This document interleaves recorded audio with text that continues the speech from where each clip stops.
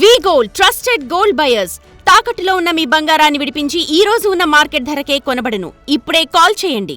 Soumya Shetty honey trap చేసిందని లక్ష్మీకాంత్ రెడ్డి అనే వ్యక్తి విశాఖ సిపికి ఆన్లైన్లో కంప్లైంట్ చేశారనేది ఇప్పుడు నడుస్తున్నటువంటిది. సౌమ్య శెట్టి కూడా దీని మీద నిన్న రాత్రి విశాఖ సిపికి అయితే ఫిర్యాదు చేసినటువంటి పరిస్థితి అయితే ఉంది.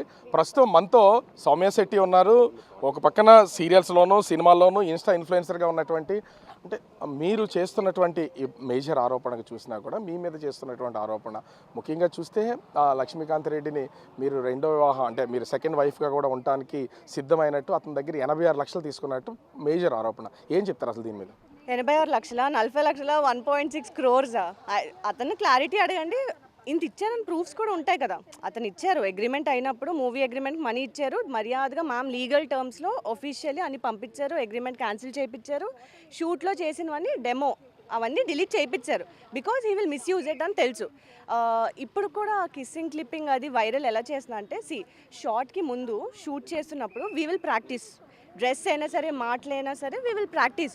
అతనికి ఫస్ట్ టైం ఒకసారి ఎలా ఉంటుందో చూడాలి, కెమెరాలో ఎలా ఉంటుంది అంటే it's simple. Because I did lot of kissing scenes. నిజంగా చెప్తున్నాను, ట్రిప్లో చేశాను, నేను 2 వెబ్ సిరీస్ చేశాను, అందులో చేశాను. ఇలాగే ఉంటుంది సార్, సింపుల్, భయపడద్దు అని చెప్పి. లక్ష్మీకాంత్ రెడ్డి మీతో హీరోగా నటించడానికి ఇదంతా జరిగిందా? ఫస్ట్ ఒక అగ్రిమెంట్ చేయించి మూవీ అన్నారు, దాని పేరే హనీ ట్రాప్. మూవీ పేరు కూడా వర్కింగ్ టైటిల్ పెట్టుకుంటాం కదా ఫస్ట్, అది హనీ ట్రాప్.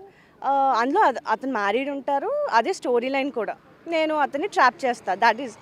అయితే అది short just shoot demo shoot చేసి మనీ డిలీట్ చేసి ఇది ఒకటి ఉంచుకున్నాడు అతను. అప్పుడు గుర్తులేదు మాకు. Now is misusing it, that's all. అంటే మీరు విశాఖ సిపికి కంప్లైంట్ చేశారు లక్ష్మీకాంత్ రెడ్డి మీద. అంటే మీ మీద ఆల్రెడీ కంప్లైంట్ 11వ తారీఖున సిపికి ఆన్లైన్లో వచ్చినట్టు ఉంది. అసలు మీరు సిపిని కలిసినప్పుడు ఆ కంప్లైంట్ మీ మీద ఉందా? నో, లేదు. యాక్చువల్లీ 1 month బ్యాక్ నేను పెట్టాను అతని మీద ఎఫ్ఐఆర్ పెట్టాను. మ్యామ్ కూడా అనపర్తిలో పెట్టారు, థ్రెటనింగ్ ఇస్తున్నారు, ట్రెస్ పాసింగ్ చేశారు, దాన్ని పట్టుకెళ్ళిపోవడానికి వచ్చారు యాక్చువల్లీ వాళ్ళు. సో మ్యామ్ హైకోర్టు నుంచి ఆర్డర్స్ కూడా తెచ్చుకున్నారు, ప్రొటెక్షన్ ఆర్డర్స్ అవన్నీ ఉన్నాయి, డిఐజీ నుంచి పిటిషన్ ఉంది, ఎవ్రీథింగ్ ఈజ్ దేర్. అవి తీసేస్తావా లేదా మర్యాదగా, లేదంటే నీకు మీడియాలో డిఫేమ్ చేస్తాను, ఇలా వీడియోస్ ఉన్నాయి అవన్నీ పబ్లిష్ చేస్తంటే నచ్చింది చేసుకో, నేను కేసు వెనక్కి తీసుకోను అని చెప్పాను. That's why this is all happening. మీ మీద ఏదో బెదిరింపులు వస్తున్నట్లున్నాయి వాళ్ళ ఫ్యామిలీ నుంచి కానీ తన నుంచి, అంటే ఏ విధంగా బెదిరింపులు చేస్తున్నారు మిమ్మల్ని? అతను చెప్తున్నారు 3 years బ్యాక్ నేను కోల్కతాలో అతను పెళ్లి చేసుకున్నాను, తర్వాత కాశీలో చేసుకున్నా అంటున్నారు. నేను 2 కూడా ఫ్యామిలీస్తో వెళ్ళాను. నేను నా ఫ్యామిలీతో వెళ్ళాను కోల్కతా.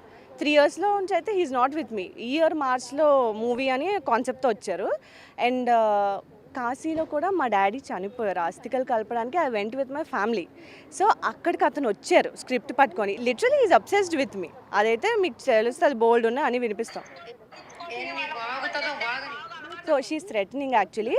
నేను పెళ్లి చేసుకుంటే వాళ్ళ వైఫ్ ఎందుకు అడుగుతుంది నన్ను?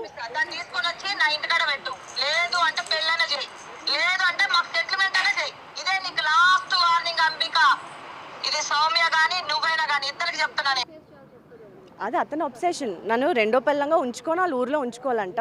మ్యామ్కి చెప్తున్నాడు బలరామ్తో డివోర్స్ చేయించేస్తూ, బలరామ్ వేసేస్తాం మేము, దాన్ని తీసుకొచ్చి మా ఇంట్లో పెట్టుకోవాలని. మీ వైపు నుంచి మిమ్మల్నే కాకుండా మీ హస్బెండ్ని కూడా వీళ్ళు థ్రెటన్ చేస్తున్నారా? చేయలే, సైలెంట్గా ప్లానింగ్. అతని 10 టిప్పర్స్ ఏవో ఉన్నాయి, ఆల్రెడీ 10 మర్డర్లు ఏమో చేశారంట అతను. సో బలరామ్నైనా చంపేస్తాం లేదా డివోర్స్ ఇచ్చి మా దగ్గరికి వచ్చే అంటున్నారు. వాళ్ళ వైఫ్ కూడా okay, she's okay with it. అంటే తను చెప్పింది వింటుందా వాళ్ళ వైఫ్ కూడా మిమ్మల్ని? అంటే మిమ్మల్ని సెకండ్ వైఫ్గా మీరు వెళ్ళడం ఆమె కూడా ఇష్టమనేదా? అదే చెప్తున్నారు మ్యామ్కి. మేము కేసు పెట్టాక షీఈస్ థ్రెటనింగ్ అస్, మర్యాదగా సౌమ్య నుంచి పెళ్లి చేస్తావో లేదని, లేదంటే కేసులైనా వెనక్కి తీసుకోండి. That's what they want. అసలు ఎందుకు మీ మీద ప్రతిసారి ఒక వివాదం వస్తుంది? గతంలో విశాఖలోనే గోల్డ్కి సంబంధించి దాదాపుగా 70 తులాలు మీరే కాజేశారని మీ స్నేహితురాలని చెప్పేసి మీ మీద ఒక ఆరోపణ చేస్తుంది కదా, ఎందుకు మీ మీదే తరచు ఇట్లా? నా టైం బ్యాడో ఏమో తెలీదు.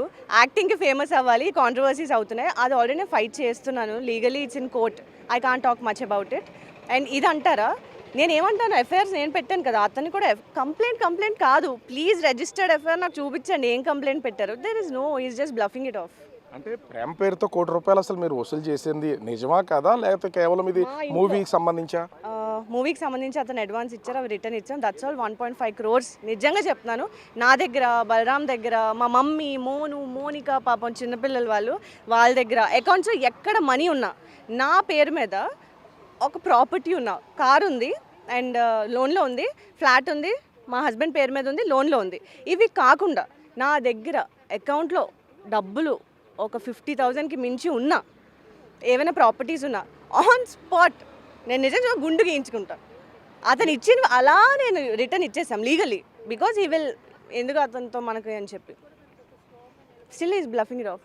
అంటే మీరేమో హనీ ట్రాప్ చేస్తున్నారని, ఇంకొకటి ఫ్లైట్ ఇంకా త్వరలో పంపించేస్తాను 2 నిమిషాల్లోనే. అటు ఒకటి మీరు హనీ ట్రాప్ చేస్తున్నారని, లేదా ఇన్స్టాలో ఇన్ఫ్లుయెన్స్ చేసి వాళ్ళు మీ వల్ల దించుకుంటారు, ఇట్లాంటివన్నీ జరుగుతున్నప్పుడు ఎందుకు ఈ ప్రచారం జరుగుతుంది మీ మీద? నాకేం తెలుసు, అతన్ని అడగండి. అండ్ లిటరలీ హనీ ట్రాప్ చేసేంత సీన్ నాకు లేదు. అండ్ అతను మాట్లాడింది కాకుండా ఇంకెవరిని నేను ట్రాప్ చేశానో ఐమ్ ఆస్కింగ్ టు కమ్. ఇప్పుడు ఇంత అవుతుంది కదా, నిజంగా నాకు ఒక సంథింగ్ విఘ్నేష్ అని ఎవరో హీరో అంటే, నేను అసలు నా లైఫ్లో విఘ్నేష్ అని హీరోతో యాక్టే చేయలేదు. ఇంకా శ్రవణ్ అని ఎవరో సూసైడ్ చేసుకుని చచ్చిపోయారంట నా వల్ల. ఇన్ని జరిగితే ఇంత హనీ ట్రాప్ అయితే నేను ఎందుకు ఇంట్లో ఉంటాను? మేము అక్కడ 5 yearsగా ఉంటున్నాము. మా హస్బెండ్కి నాకు పెళ్ళై 12 years అయింది. నేను నిజంగా చెప్పే ప్రొజెక్షన్ ట్రూవే అయితే why am living this life? మీకే అర్థమవుతుంది కదా, నేను ఒక అబ్రాడ్ ట్రిప్కి కూడా వెళ్ళలేదు నా బతుక్కి. What he wants to portray. ఎందుకు ఇన్ని విమర్శలు? వీటిని ఫేస్ చేస్తేనే ఒక పక్కన కోర్టులు, అదేవిధంగా తర్వాత ముఖ్యంగా చూస్తే పోలీస్ స్టేషన్లో ఇలా తిరుగుతున్నారు. మీ కెరియర్కి ఇబ్బంది అనిపించదా? ఆ కెరియర్ ఆ కేసుతోనే పోయింది అనుకోండి, అది వేరే విషయం. అందుకే కదా ఇతనితో యాక్ట్ చేయడానికి రెడీ అయిపోయాను. అతని ప్లేస్లో ఒక గేదెని పెట్టి కిస్సింగ్ సీన్ ఉంది, ప్రాజెక్ట్కి అవసరం, మూవీ కంటే I'll do, I'm an actor. అదే జరిగింది. But he's misusing it. Ethical less fellow, చదువురాని ఫెలో, అడ్డమైన యదవులు ప్రొడ్యూసర్స్ అయిపోయి సినిమాలోకి వస్తే ఇదే అవుతుంది. ఏం చేయదలిచారు మీరు లక్ష్మీకాంత్ రెడ్డిని? ఇప్పుడు ప్రజెంట్ విశాఖ సిపికి కేసు పెట్టారు కదా, ఫిర్యాదు చేస్తారు కదా? సిపి సార్ డిఐజీకి అండ్ ఎఫ్ఐఆర్స్ అన్నీ అయిపోయి, యాక్చువల్లీ ఇట్ షుడ్ బి ఇప్పుడు కోర్టుకి వెళ్ళాలి. అది కోర్టుకి వెళ్ళకుండా ఈ వాంట్స్ టు స్టాప్. అంటే నేను విత్డ్రా చేసుకోవాలని ఈజ్ ట్రైంగ్, నేను చేసుకోను. మరి మీ విషయంలో మిమ్మల్ని బెదిరిస్తున్నటువంటి దానికి ఏం చేయదలిచారు అసలు? చూద్దాం what he will do. Case పెట్టి పోలీసుల ప్రొటెక్షన్ ఉంది కదా.